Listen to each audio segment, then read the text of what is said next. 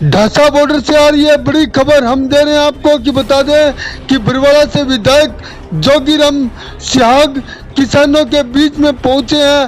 क्या कह रहे हैं किसानों को सुनिए। सरकार से मांगा था जवाब कि आपका एक मंत्री कहता लाठीचार्ज नहीं हुआ, एक मंत्री कहता लाठीचार्ज हुआ।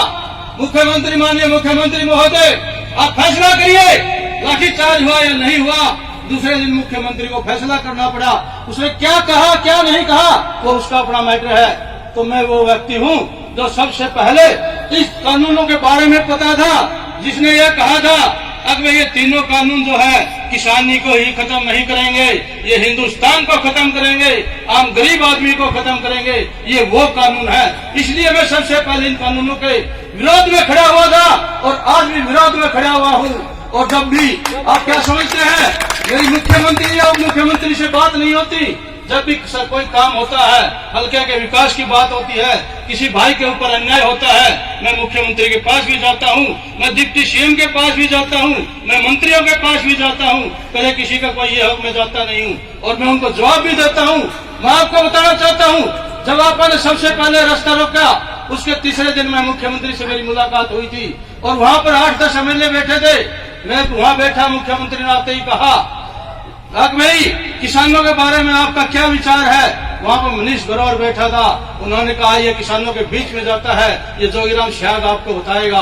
और मैंने वो उनसे एक ही बात कही, आधा घंटा मैंने उन्हीं चर्चा पर रही कि मैं आपको इसके नुकसान गिनाता हूँ। मैंने मुख्यमंत्री को और उनको नुकसान गिनाए, आप एक फायदा बता देना मैं सरकार के पक्ष में खड़ा हो जाऊंगा। मैंने मुख्यमंत्री के सामने ये बात कही और इसका ज्यादातर गवाह है वहाँ का आप मनीष ग्रोवर से पूछ लेना। लेकिन हिसार जिले का पूरा जिला अध्यक्ष है प्रोफेसर रेणुआ जो बिल्कुल साफ बात करते वो वहीं पर मौजूद थे। मैं बिल्कुल भी नहीं दबा उनसे और मैं अपनी बात पर मुख्यमंत्री को मना के आया कि ये खुला कहता हूँ मुख्यमंत्री माने तो नुकसान उन्हें जरूर माने, ये लंबी बात हो जाएगी, इसलिए मैं उन पर नहीं जाना चाहता। तो साथियों मैं तो आप लोगों को एक बात बताना चाहता हूँ कि आपका भाई कभी नहीं सोचता ये एमएलए है, ये एक ही बात सोचता है ये किसान का पुत्र है, इस देश का पुत्र है, इस देश की मिट्टी से बना हुआ व्यक्ति है। यदि अगर इस देश को बचाना है आप किसानी की बात करते हो, मैं देश की बात करता हूँ। यदि अगर ये कानून रहे तो ये देश नहीं बचेगा तो किसानी कहाँ से बचेगी, गरीब आदमी कहाँ से बचेगा। हमसे पहले गरीब आदमी इसमें मरेगा, बाकी तो देखी जाएगी क्या होगा। गरीब भाइयों को भी मैं कहता हूँ आह्वान करता हूँ, जिस प्रकार किसान भाई हमारे लगे हुए हैं इसी प्रकार से जो गरीब भाई हैं जो अपने घरों में बैठे हैं उनको भी निकल कर आना चाहिए। मैं अपने बारे में एक बात और आप बताना चाहता हूँ। कल की बात है, कल मेरे किसी मीडिया में पूछ लिया आप बॉर्डर पर गए हो, मैंने कहा नहीं गया। बोला क्यों? जी नहीं करता, मन तो बहुत करता है। बोला किसी ने रोका? किसी ने नहीं रोका। मैं आज बताता हूँ मेरे को किसने रोका। जो इस प्रकार की बात करते हैं फलाना बोलेगा फलाना नहीं बोलेगा, मेरे को आज तो उन्होंने रोका हुआ था।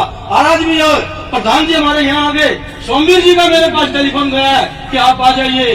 मैं नहीं, आज भी नहीं होता।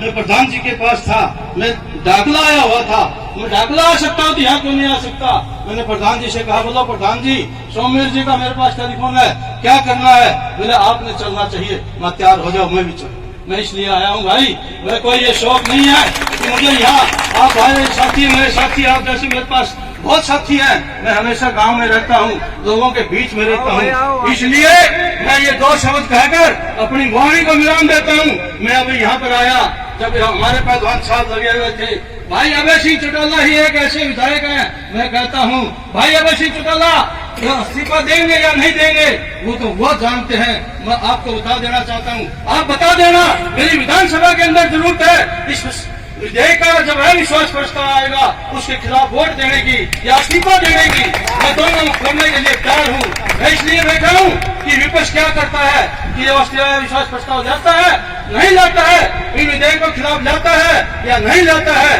तो मैं ऐसा पहला व्यक्ति हूँगा तो सरकार में कभी भी मैंने ये नहीं सोचा कि मैं सरकार का नुमाइंदा हूँ। मैं हमेशा एक ही बात उनको कहता हूँ, आप लोग चंडीगढ़ और दिल्ली आकर भूल जाते हैं कि आप पार्टियों के नहीं हैं, आप सरकार के नहीं हैं, आप वहाँ की पब्लिक के नुमाइंदे हैं। पब्लिक आपको या सरकार बनाने के लिए नहीं भेजती या पब्लिक आपको भेजती है अपने हल्के के विकास के लिए, उनकी वकालत करने के लिए, उनके हकों की लड़ाई लड़ने के लिए आपको यहाँ चंडीगढ़ और दिल्ली के अंदर भेजती है, आप भूल जाते हो।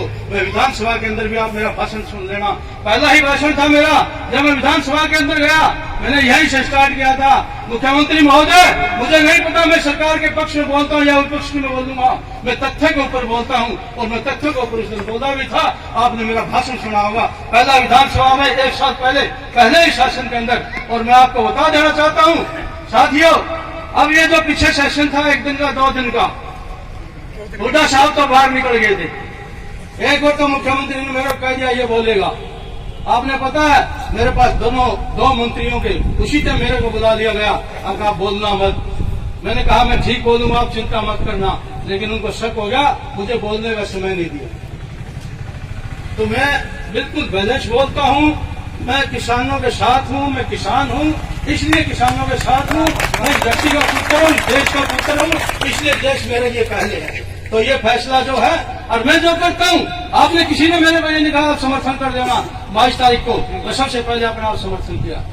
मैं जिस दिन में ये लगेगा आज मेरे इस्तीफे की जरूरत है, तो उस दिन इस्तीफा भी दूंगा। और जिस दिन मुझे ये लगेगा कि आज मेरे को पैदल चलना है साथियों के साथ, मैं उस दिन परेड के अंदर भी हो सकता है आपके साथ शामिल हो जाऊं। यदि 26 जनवरी को परेड के अंदर हमने शामिल होना पड़े, तो मैं आप लोगों को ये थोड़ा बता कर जा रहा हूं। इसलिए मैं आपके बीच में ज्यादा समय न लेते हुए मैं तो आपको एक ही बात कहूंगा कि जो भी साथी यहाँ आए, जिसका जी करे वो बोले, लेकिन किसानों की बात, पार्टी की बात नहीं करे, अपने विधायकी की बात नहीं करे, किसानों के देश को बचाने की बात करे। मैं तो आपके यही बात कहने के लिए खड़ा हुआ हूँ। और मैं आपको एक बार फिर विश्वास दिलाता हूँ, या तो आप लोग मुझे बता देना आपने ये करना है, वो फैसला गलत हो या सही हो, मैं करने के लिए तैयार नहीं। मेरे ऊपर छोड़ देना कि मैं कब कहाँ पर क्या आवाज उठाऊंगा, मैं यह आप लोगों को दिखा दूंगा कि मैं किस समय पर क्या आवाज उठाता हूँ। इन्हीं शब्दों के साथ अपनी वाणी को विराम देते हुए